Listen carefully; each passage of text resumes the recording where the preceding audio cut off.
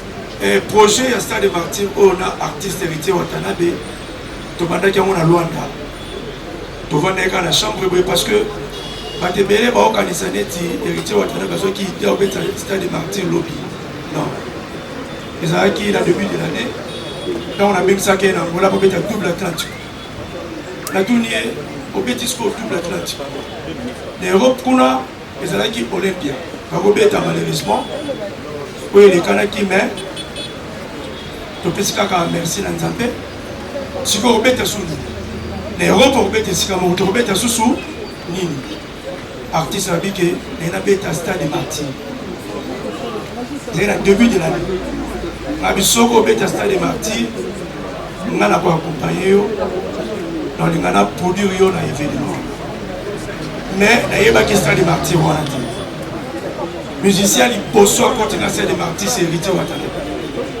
bato mingi bango nango étrange mais c'est la vérité. Première fois mon Stade des Martyrs il y a 2 semaines passées ntango nayaki na kosala visite nayeba nini tokosala awa ntango nakoti na Stade des Martyrs wana sans vous mentir namoni moke namoni moke peut-être que bato bakomona na côté bato 80 000 personnes tout consort namoni moke na sens ya organisation nini tokosala kuna côté déjà instrument ça qui visite pas le Congo démocratique et on va dire que la Congo va instrumer zalité la Congo va instrumer zali mais tout le monde qui instrument moko boy oyo kende na rumba congolaise instrument oyo za pena ya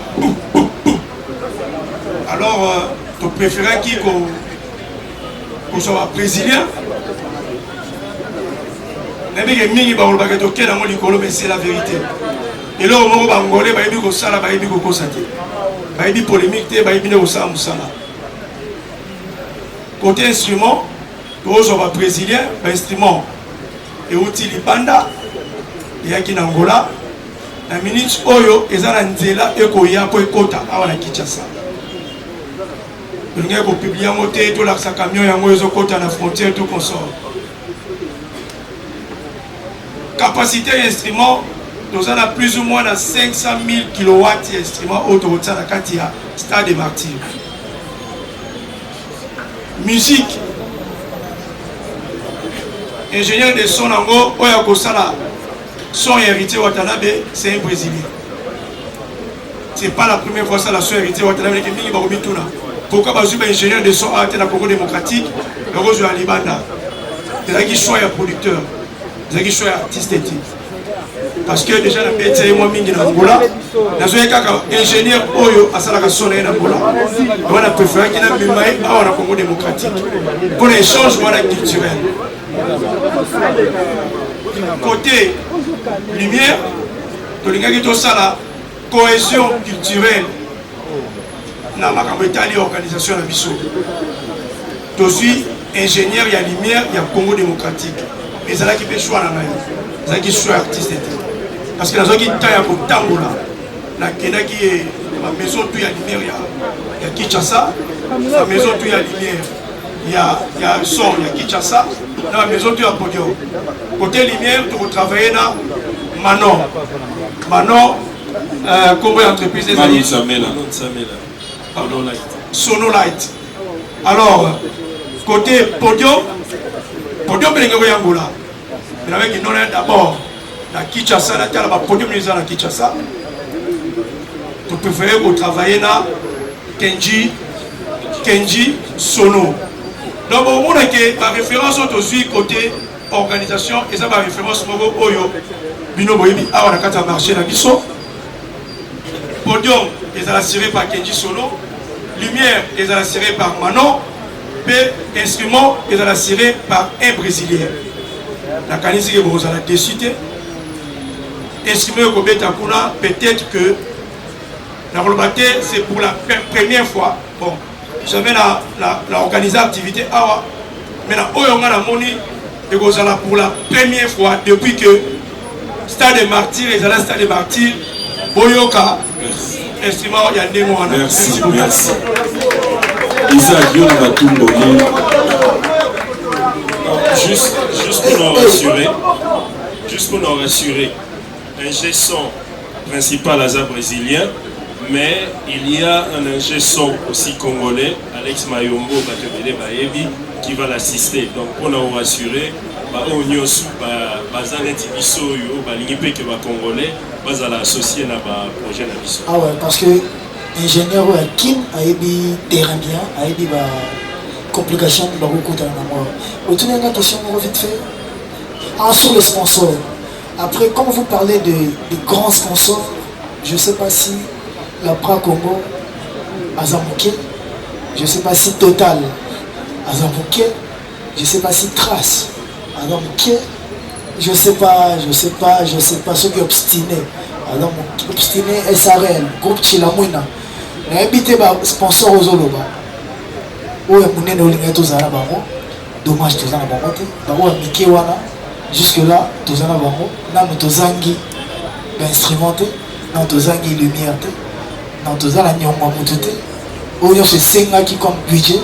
Le sponsor Wana. Le sponsor a des nènes. Par concert et après, c'est le concert Wana. Va sponsoriser. Oui, Mickey n'a pas ça les grands boulots, nous sommes tous les parce que la Bra Congo, les lots n'a évité ceux qui vont plus que la Bra Congo. La Bra Congo encore, la Bra Congo a la Skol, la Bra Congo a Tembo, la Bra Congo a Castel, la Bra Congo a le Kofi, la Bra Congo. Donc je dis merci encore qui est pour moi. Un événement la salle, le plus grand des sponsors. Et merci. Et après, peut-être y habiter. Alors, moi, la soso à Vipi Nanzongo, c'est que mais peut-être, moi j'ai eu la chance d'avoir des amis riches. Donc, parce que photo est bon. Qui monte ma bébé dans la société, comme il est à Mina Intel. Là, tu as signé un protocole d'accord, mais il y a triqué. Concerné il y a trop de choses qu'on ne peut pas dire. Parce que si tu veux que je te cite même les noms, je peux te citer après pour créer ma polémique, mais je ne suis pas venu ici pour ça. Il ne représente aussi rien tant que mon organisation est très bien faite. Donc, merci aux sponsors qui m'ont accompagné et merci aux partenaires qui sont là. Merci à l'organisation et aux producteurs. Moi, ils me suffisent. Un tien vaut mieux que deux, tu l'auras. Merci. Le micro, Charlène. Excusez-moi, pardon. Je promets que tout le monde va poser sa question. Oui, il pose une question. Merci, PM. Je réponds au nom de Charlène Mouikana pour les comptes de la RTVS 1. Je suis là, l'artiste. Voilà, donc je pose ma question à l'artiste. Héritier Watanabe. Je crois que tout le monde sait jusque-là que l'artiste va se produire ce 25 décembre au Stade de Martyr. Alors, ma question est celle-ci. L'artiste, je ne sais pas le terme qu'on employer, mais ni les autres salles que motiver la population, parce que c'est vrai que les concerts sont le 25, mais le problème est ça qu'il y a pour que y a un stade de martyr. C'est là où ça pose problème. Parce que la population va voir que l'artiste est en bêta, a soumis même billet. Maintenant, il y a motivation à un stade de martyr. Vu que avant,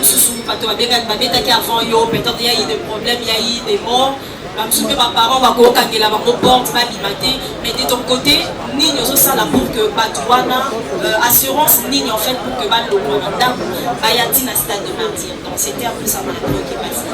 Oui, merci. Bonjour.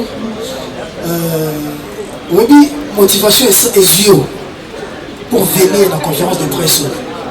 Ils ont même motivation pour nous regarder. Imagine que ma billet dans la station aussi. Donc ça veut dire que motivation est là. Ceux qui ont l'année bien. Hier j'étais à une répétition qui tape. Les gens qui achètent des billets jusque là. Paul Charlie Robert Nazatena, Christian Champagne, n'invité sur Charlie Aïe. Il fallait que Charlie Aïe ait une facture, il y avait pas aussi de billets. Jusque là, la majorité des gens qui ont acheté des billets, ils ont à 100 billets, à 20 billets, à 50 billets. 1000 billets. Eric Mandala a acheté 5000 billets sans VIP. Ce n'a pas de temps à battre Tenda et Urungimate. Il y a ils ont acheté des 1000 billets. Il y a le président William du Conseil national de la jeunesse qui a acheté 1000 billets. Parce que la société, ils achètent pour leurs travailleurs, pour leurs familles. Sans compter maintenant sur la station. Pour comprendre que les gens sont motivés. Concernant les gars qui, s'il y a eu des problèmes, nous avons photo de ça. Je crois bien que Motomoro était en Malam, Karananda Kone, a aussi un concert à Goling à Gueux, Bamakamba, entre Bongoya, Bamakamba Bongo Salam. Mais Mingi de erreur et Salam à la sens. J'ai vécu ça dans mes hommes. Pour vous mettre un concert à Siwambanda. Bâti instrument, bâti sécurité. Mais quand Ouera part, toute la sécurité part avec Ouera. Na musicien, na fanatique, tout est en insécurité. Vous avez dit que vous avez faut en aller là, au capable, cascade. Moi qui te parle, un jour j'ai failli perdre la vie. Un concert, on s'est retrouvé dans le parc, on a lacrymogène, chaos, dans mon belly. Ils avaient l'eau avec mon production personnelle. Mais elle est là dans la tant que l'événement est là, il faut qu'on y ait la sécurité. Ceux qui artistes, leaders, accueillent, par contre, ils vont profiter de la et Mingi, patron de la société, il y a sécurité, il se comporte en star. Or, quand on s'en a il faut la kengue dans des bateaux. Quand on s'en a il faut la battre la minimum en bateau. Non, on va jouer pour sécuriser les bateaux. La sécurité, ils sont payés pour l'avant-événement, pendant l'événement et l'après-événement. Donc là, on a eu un podium pour la kende. Maintenant, si on a un bateau, on a mais Tiki Batou pour n'a pas canaliser ma sortie. Hier, j'ai eu la chance de parler avec Papa Silvano, notre général Kassogo. Il m'a parlé de ça aussi. Et Barossa a effort déjà. La porte, million sur le stade des martyrs, ils sont ouverte. Et Barossa a fait que n'engagez pas accompagner Batou, n'a qu'au quota, pas sécuriser Batou pendant les concerts. Parce que il y a des Papa Dieu, nous sommes pendant les concerts.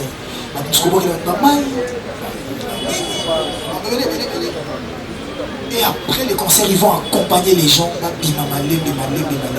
Et tout le monde concert. C'est une fête.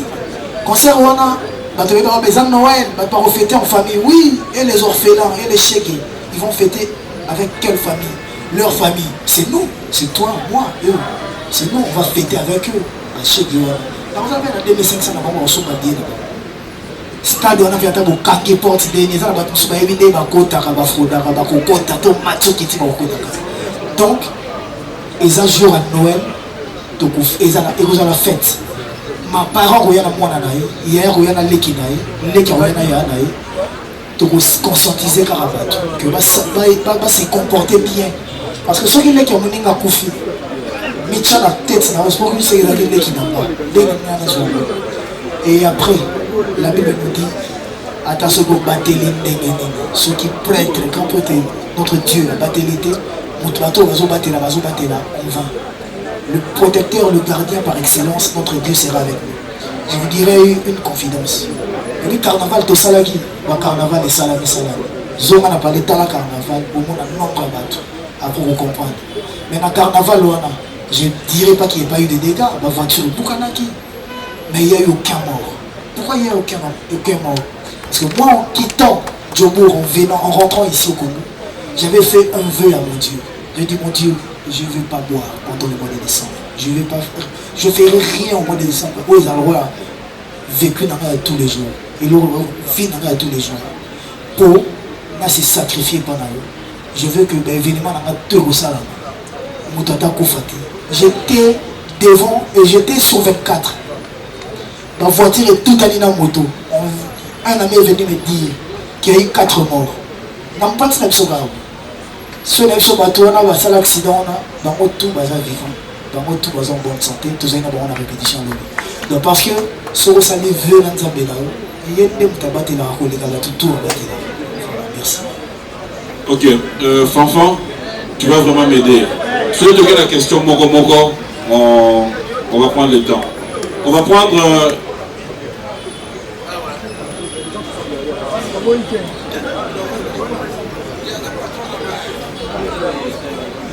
J'aimerais qu'on prenne une série de 3, Fanfan, s'il te plaît.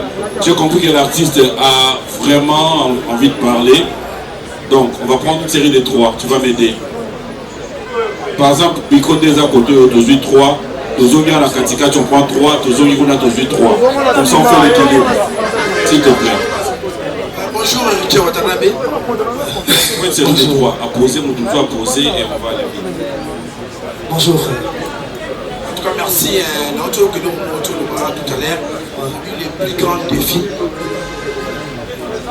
c'est Valdi. C'est Valdi Tamboué. Des films, on a filmé aussi. Je sais. Notre que tout à l'heure, tu peux mettre nos mots concernant et le cosa sur toutes les lèvres et ma congolais de ma mélomane à bonne musique. Pour y avoir 4 stades des parties. Ma plan sécuritaire, des autres créés, ma soupense est belé. On peut se battre des détails, belé, est-ce que Richard Watanabe le voit? Ils ont organisation de l'UNESCO foutu assurance dans l'État. Oui, la foutu assurance. Tout est assuré. Assurance, c'est ça. Koto, signature à Souké Salami Lelo parce que Banarozena, réponse à Londres. Parce qu'il fallait passer la statistique pour que tout signe à Souké. Donc, dès que l'on a ceux qui n'ont foutu qui assurance T. Lelo, l'après-midi, on va annuler le cancer. Donc, si on va annuler la moitié, au moins il va au podium. Ça veut dire que le concert est assuré. Donc là, il y a un katina micro, on a mis le. Merci. Enfant. Ken. Bonjour, Wata. Ça, Ken Kiona. C'est ça. La question est Ali. Posez la question, Moko, s'il te plaît. Question à Moko, on a mis ça dans la boule. T. Moko. Question à Maïsa Boule. Héritier Wata. Bayaya na père na bino ya 4e génération parce que Mesiraka na stade de Martyr comme on a Shiba beta stade sans appui ya papa Wemba au Kofi Olomide na semana e donc on y peut ouais ranson a beta stade de Martyr sans appui ya papa mais les autres mon héritier wa tolobi au Tindika stade mais au Tindika stade il wana tozomona ozo compter beaucoup plus na wera JB Adolphe Dominguez, tandis que stade ya lelo ezali. S'il vous plaît, nous répondons à la pour continuer. Nous compter dans notre côté. Parce que la zone un peu question de côté ça. Les question de piège. Pour ceux qui ont la conférence, vous avez compté la JBT, la WRAT. Bango est blessé, Bango. Peut-être maintenant soutenir la CC, pas soutenir Mati. Non, concernant c'est une décision. Il y a une question de monde là-bas. Ma réponse est que vous blessez même. Si je réponds mal et que vous blessez, papa chéri, te viendra de la forêt. Après ça, il faut même pas faire mais pour prendre la décision de faire mon concert au stade de parti, c'était une décision personnelle. Mon concert, c'est moi à l'affiche. Pour preuve, mais cela ne m'empêchera pas. Et vous rabaissez là en rien de mettre en valeur les 2 grandes stars de mon pays, les 2 plus grandes stars, selon moi. On va mettre en valeur pour appeler ça ma chanson, pour nous vendre aux appâts. Et voilà. Merci. Continuez là, assise, enfant, assise, ça va à 4 ans. Ça dit qu'en 5e génération, après les 25. Comparaison pour y avoir fallu au Tchobé, il fallait à la génération il y a déjà parce que il y a s'il vous plaît, il est libre de poser cette question dans la démocratie. Ça nous félicitations parce que aussi des génération la vie nous peut pas qui kubanga ma stratégie ni héritier Watanabe kozui pour tomber na kati ya mutambo wana te ya comparaison oyo kobanda à partir de 26. Merci frère. Quand il y a quelqu'un qui a posé question, il est vraiment très libre de poser sa question. Et il faut que vous compreniez, rappelez que mon toutou a coco mon amakambo, ndenge mon abinoti.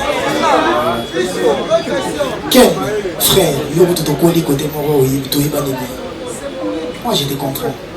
Ken, j'ai eu à appeler un jour Boutalikasu pour lui dire que Nathalie Bino n'analyse Nabino et que mon lobby qui a signé arrêt de mort et carrière parce que a osé que Tchad a sorti l'album le 18. C'était pas moi, c'était le producteur David Monceau. Mais n'a pas victime. Na Ebisa Moutalikasu, tous ans en décembre 2020, on se rappellera. Les autres ans de l'eau, mélange de mon frère, de moi et toi ans de l'eau, et bétato et bétaté. Na signé rien de mort à carrière n'a pas. Ce qui a rien de mort, la carrière n'a pas, il y a Moana et même à la stade. Vous comprenez que quand on veut bien faire les choses, on le fait. Moi, quand j'ai fait mon concert ou quand j'ai sorti mon album, j'ai visé personne. Ma concert est bêta mis avant moi. J'ai dit félicitations. Moi, quand j'ai fait mon concert, les Akarapo n'a défié ma tour bétité. Les Akarapo n'a défié héritier. N'a aucun héritier. Est-ce que tu es capable de bien faire ou de faire quelque chose? Et dimanche, ce héritier est capable de faire quelque chose. Maintenant, la polémique, n'a pas polémique, qui va devoir Luka, toyemba bien, toyemba koleka, tobina bien, tout ça la koleka. Mais moi, je suis mieux, je suis mal placé, pardon, de polémiquer sur des événements pareils. Mais il y aurait été dire que l'idéologie, il fallait que le stade, ils ont déjà fait parce qu'on est la dernière semaine, à la dernière semaine. Tout c'est là, et coca. Même carnaval, on dit que tu vas dans le baquet. Si carnaval est aussi, moi j'ai un carnaval, moi j'ai une vidéo, n'est-ce pas? Mais vous savez, il y a une analyste, quand il y a une comparaison. Il fallait qu'il y ait un carnaval, tout le tcha-tcha-tcha. Vous savez, il y a une analyse. Quand ça vous arrange, vous faites des analyses. Quand ça ne vous arrange pas, vous ne le faites pas. Mais nous, on est habitués, frère, nous on est habitués à le prendre comme ça. Ken peut-être il me vend plus mieux que peut-être Binom sur les Aranama. Parce que même dans l'attaque, les autres things dans le fanatique, ils n'ont pas prouvé Ken. Voilà que je le prends pas mal. Frère, l'idéologie avec nous les a prêts. On va voir après les concerts. Rendez-vous le 26. Voilà, enfin. Fanfan, c'est très important, Fanfan. Fanfan, awa, toyeli wata yote.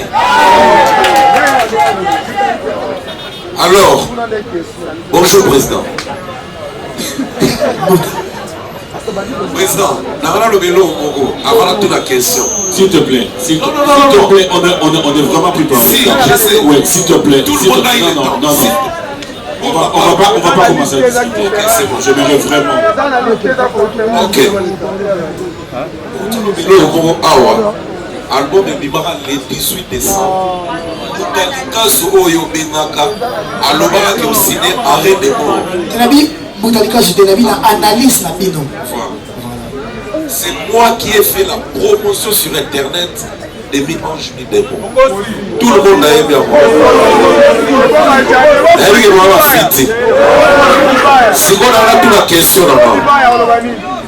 Ah, moi, t'as beau dire mon devoir de retourner. Si on a toute la question là-bas. Le président, stade de mentir, n'a déjà c'est sali plein. Parce que promotion est en malam, stratégie est en malam.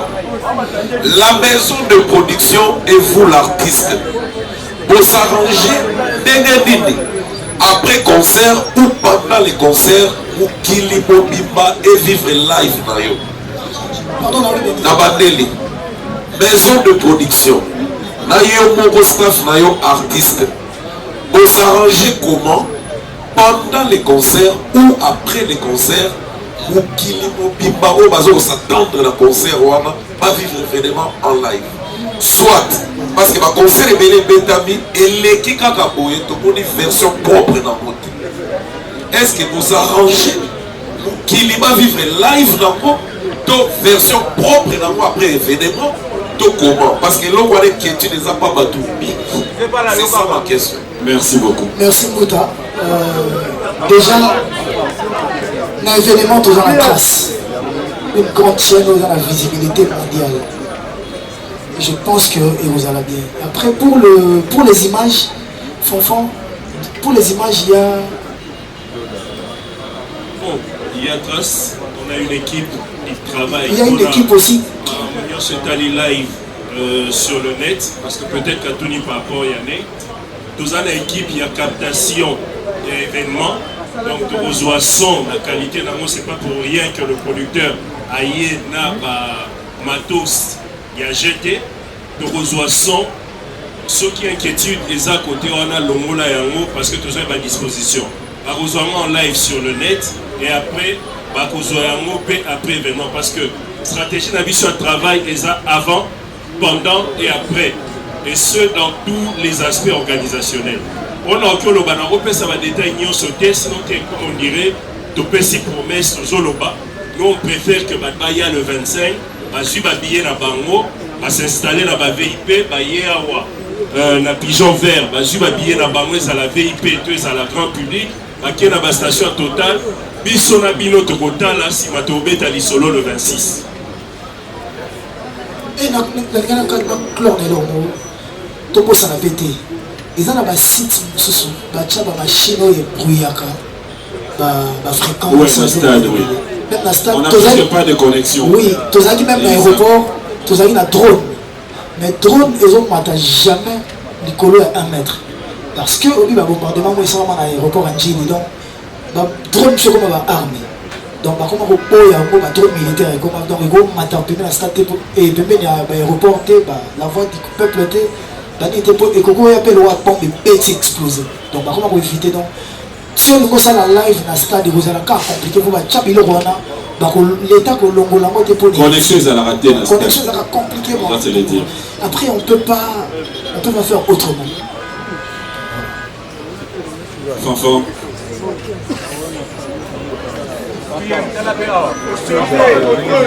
Fanfan. Le Rwanda qui te m'a dit pour 3. Maman déjà, je suis maman suivre, je suis maman bonjour, c'est Watanabe. Et félicitations déjà pour notre bébé. Ah, merci. Question après, ils ont bon quoi ils ont. Les noms bateaux ébélés, s'il vous plaît, pardon. Mais mingi tu es baraté que attitude ya mutu et puis mon thème de joie on a pas évidemment songolo pakala.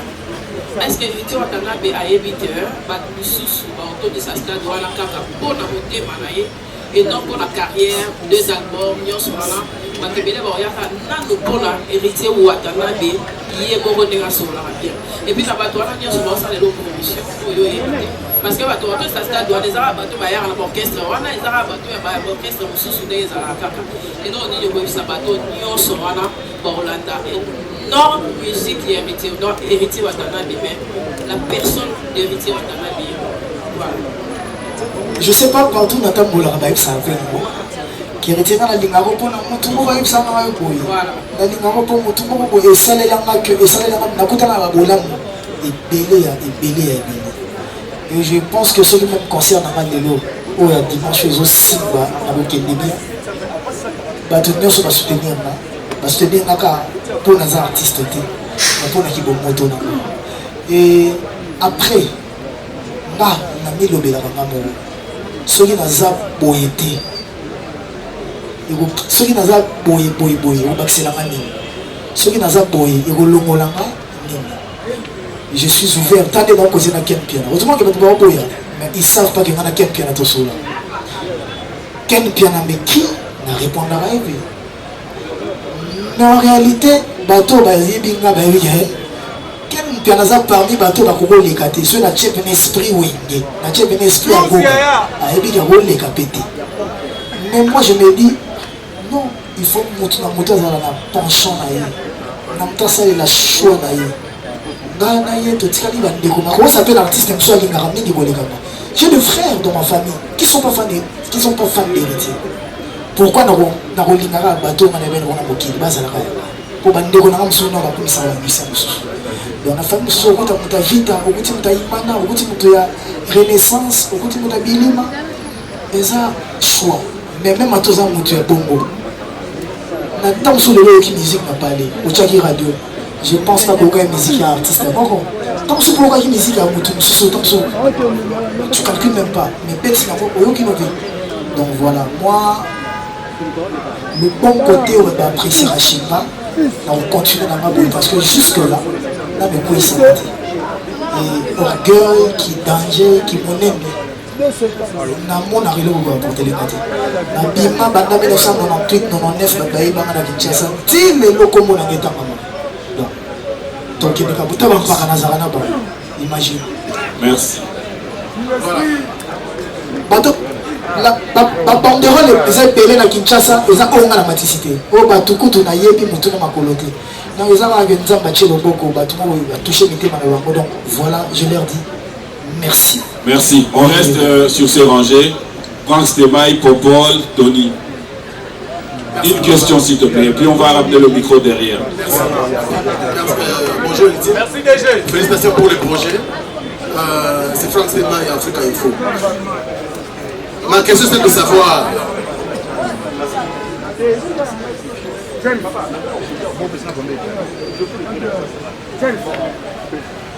S'il te plaît, vas-y. Ok. Lydie Wata, bonjour et félicitations pour le projet. Oh, c'était moi. Merci. Alors, maintenant, on a vraiment une question simple.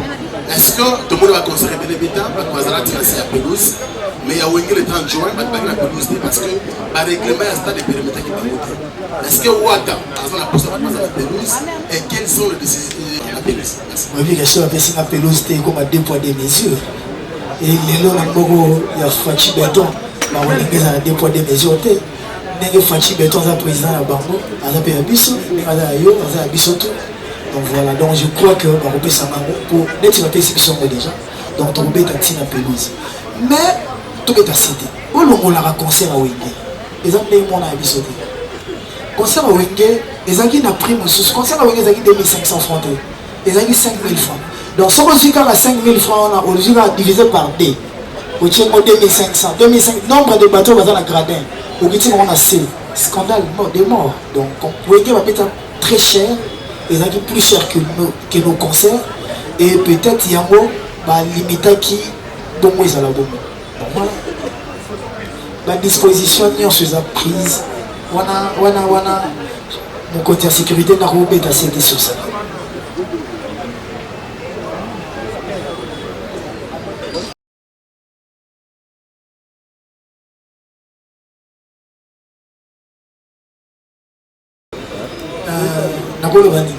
Même dans le magasin, on a reçu au côté de la boutique, on a commis les clients et rois. Tu se référeras toujours à le roi parce que il faut payer ça dans le bateau, payer le roi dans le bateau. Bango ba longo ndako na ba futi bien na bango ba yeli yango. Mais tu peux imposer pe bango moi quelque chose. Dans la maison mère tu côté le roi de la forêt dans le bateau. Ba bible ba population de ba fan de ba color orchestre te nganga na color orchestre. Quand on a un chanteur sur la salle de test, ata ba commission ndenge ni na ba public. Ce qui a yembi nga na sipel na na moti na zoaka ye te. Mais peut-être dans la maison mère, ils ont une idéologie à fou la tête. Via Narota la paix, un fanatique, paix à l'aise, pour un fanatique va se sentir paix important. Ils ont la politique. Que fanatique à mon niveau, ils sont te décider à qui donc celui qui a payé, te recondamner les rois de la forêt pour. Ils sont tout pour ça qui est à joie, peut-être chanteur ou plutôt instrumentiste. Mais la idéologie, tu viens de faire des choses pour te préparer ma Corée et tout ça, pour le bébé. Tu regardes tes mots, tu mets tes BM, tout en noir. Ils ont regarde tous, fanatiques, barouta là-bas, baya kota la musique, baya pour imposer la musique. Parce que s'ils imposent la musique, quand on va critiquer, donc on va reconnaître la manzela. Il faut qu'ils soient bêtes à peine un répertoire, donc sans battant mort, donc one way, tant. Et ça va que vous préparez qui m'a mot. Pour combien de temps ce concert vous n'avez pas souhaité, ma campagne moi ici vous préparez qui. À partir de là, tu commences à souscrire à ma caprice, il y a bateau dans le donc voilà. Voilà. Popol, rapidement. Popol, après on va rendre le micro derrière aussi. Il y a le frère. Popol, nous passons la rapide de télévision. Héritier Wata, j'ai une question. Je sais pas, mais aveuglement, tu le sais. On a croyé en eux aveuglement. si ben je suis aussi parmi bateau non de soir trop pour la musique je suis na bato nyonso babeta na stade de martyr bato baza tenu par l'exigence na bato nyonso ezalaki Kester après la c'est toi pourquoi je dis ça wenge babeta opasula ntango otala nga na live nage mwana mai à travers koyemba sérieusement mpo ntina carnaval na banzela baosenga mérite yemba et ozala point ya liboso ya différence ke stade de martyr oyo bayemba. Merci. Monsieur l'artiste, je vais demander une chose. Au sein la biso plaisir au moi bref. D'accord. Mais vous avez dans la pose à Roloba. Mais alors après, si j'explique pas bien les choses, bateau va retourner la biso. Oui, est-ce qu'on doit avoir bref et des bisous dans la bande de Robazé Bélé. J'aimerais que Bagnon soit poser des questions. Charlie Prince, tu as le micro. Merci. Tu as le micro et il y a si ma pédate au tigre la binon. Promis. Je suis Charlie Prince, l'Excellence. Héritier, bonjour. Sénateur, bonjour. Je dis un grand bonjour à Papi et Sacha Mas, qui est patron de la sécurité actuellement ici dans la ville province de Kinshasa. Héritier, question n'a déjà un mot, mais il faut expliciter un mot bien. Tu as presque tout fait. Au concert, il y a des bandes, il y a Kati, il y a Salamine, Obeti, aux hommes un mot bien. En écoutant ton producteur, à Tunakio et Loroni et Tiga Naosala, au Lobaki, Stade des Martyrs. Héritier, Stade des Martyrs aux autres bêtes de la biso. Ils ont défi par rapport à la musique ou bien au lieu de la biso test de popularité. Parce que il y a des gens qui se sont contentés qu'à la popularité et puis c'est bon. Parce qu'en termes de musique, j'espère que les gens seront d'accord avec moi que tu le fais déjà bien. Par concert d'ailleurs, les gens ne se lassent pas. Ceux qui taillent pendant au CPLATI, Abimi P, Aza satisfait. Alors, Nalingoyim Sabiso, test de popularité ou bien défi à relever musique. À l'époque de Maison Mère, on a oublié ça héritier, ou bimi héritier. Et ça dit en plus par rapport à événement. Aujourd'hui, on a constaté que Bino va gêne pour tout le monde vous êtes un peu égoïste. Dans des événements pareils, vous devez aussi vendre vos jeunes ou encore vos artistes comme on vous a vendu vous. Alors, Bino, vous êtes trop solo, trop mono. Et comment ça l'a bien été? Si on répond à la question, tout ça va le événement à football. Vous allez conférence de presse, présenter Bisso, équipe de base Olo et Rwanda concert. Merci beaucoup.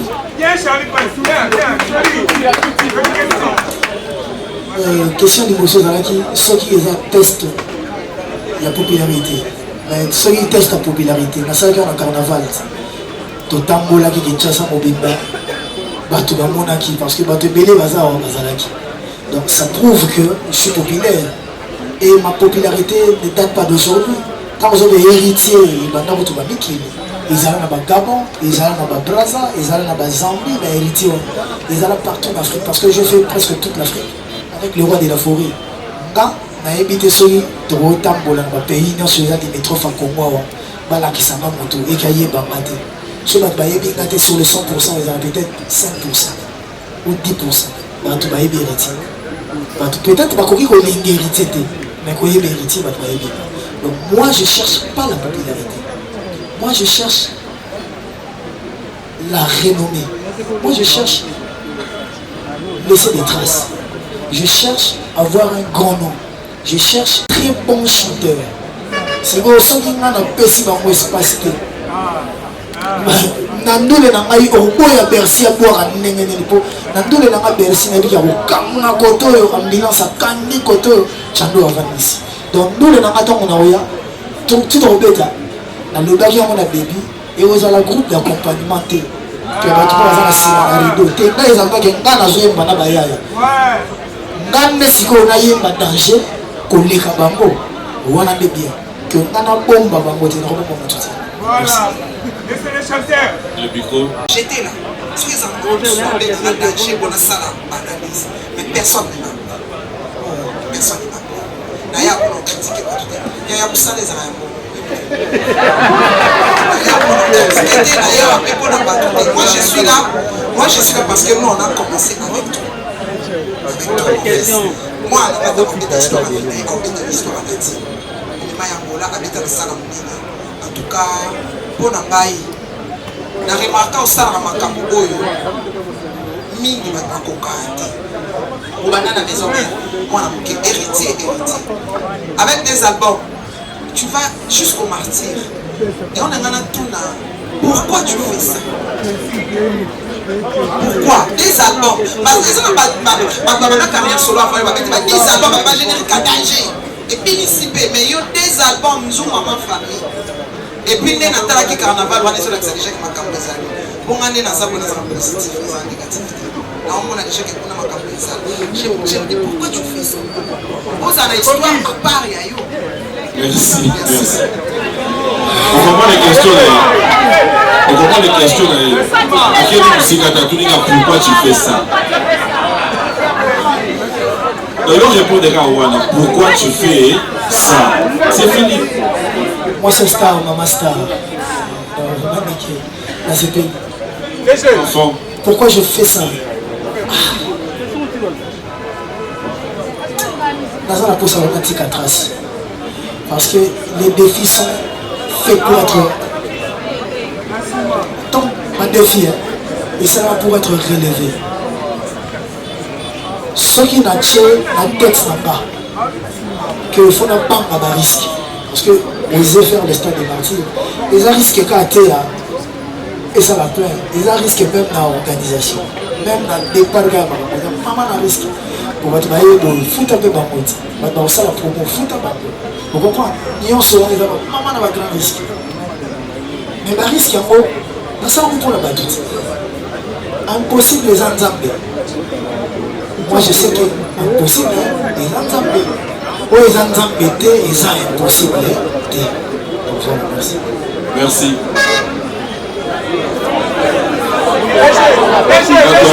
Entre nous. S'il te plaît. Carton plein.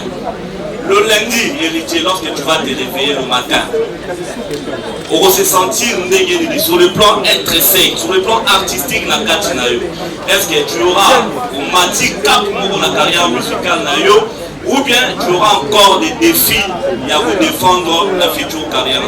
Merci beaucoup. Merci.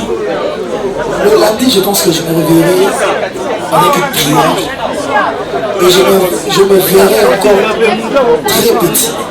Oui, pour l'année. Je ne me verrai pas trop grand, pas très grand. Non, mais pour la somme de pied.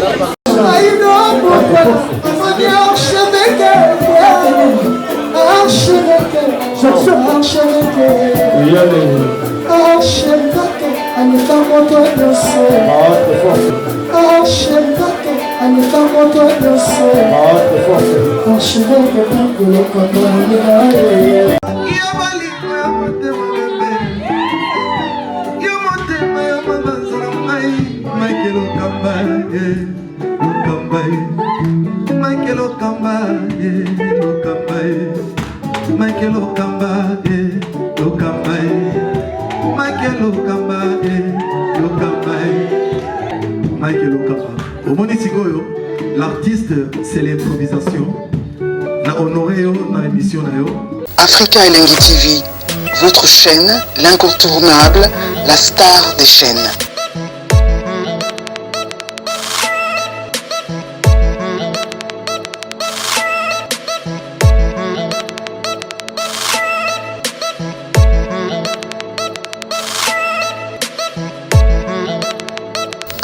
Africa Elengi TV, la magie de l'info.